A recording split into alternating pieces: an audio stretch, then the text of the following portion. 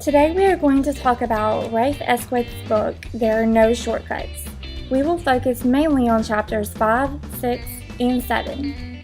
Rafe Esquith is a graduate from UCLA and has been teaching at Hobart Elementary for 19 years. He has received many awards such as the National Medal of the Arts, Parents Magazine's As You Grow Award, and Oprah Winfrey's Use Your Life Award.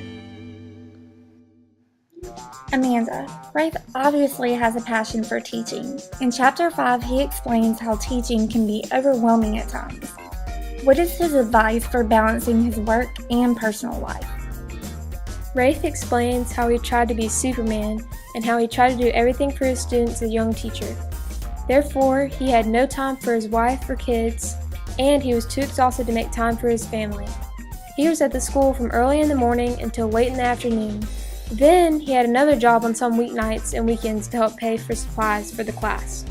At one point, his car broke down and he chose to ride the public bus to class every day, instead of using the money he worked for.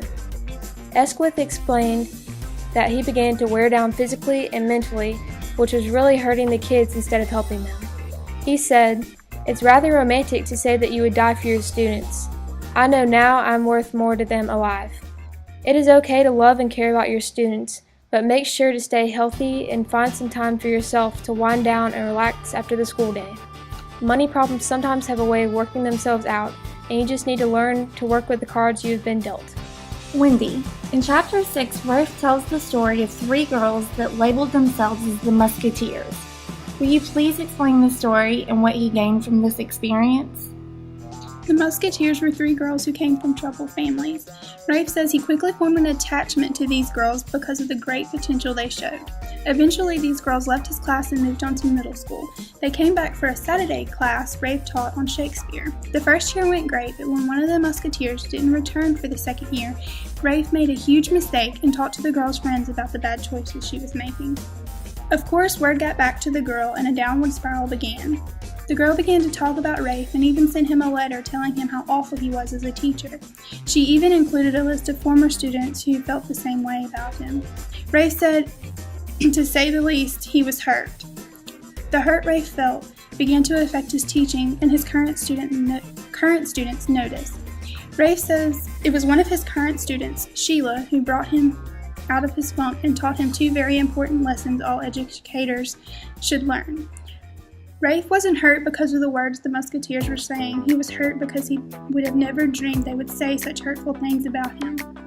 Sheila reminded him that he was blinded by his desire for these girls to be special. Sheila taught him that before he decided if a child was truly special, he should observe and listen to the child's peers. Secondly, Rafe learned that it isn't his job to save a child's soul, but provide the child with the opportunity to save his own soul.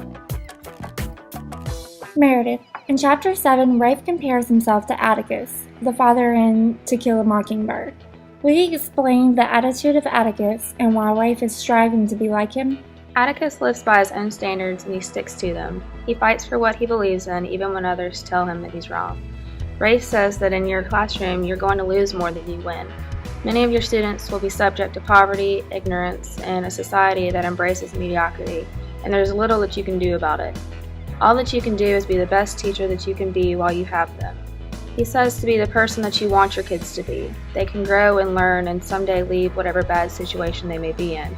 Atticus never pushed. He led by example. As teachers, we need to lead by example, not by lecture. Rafe could not have said it better when he compares teachers to boxes. In the prologue, he says, "We as teachers are boxes. We get hit a lot.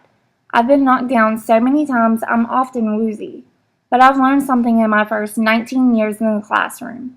All teachers, even the best ones, get knocked down.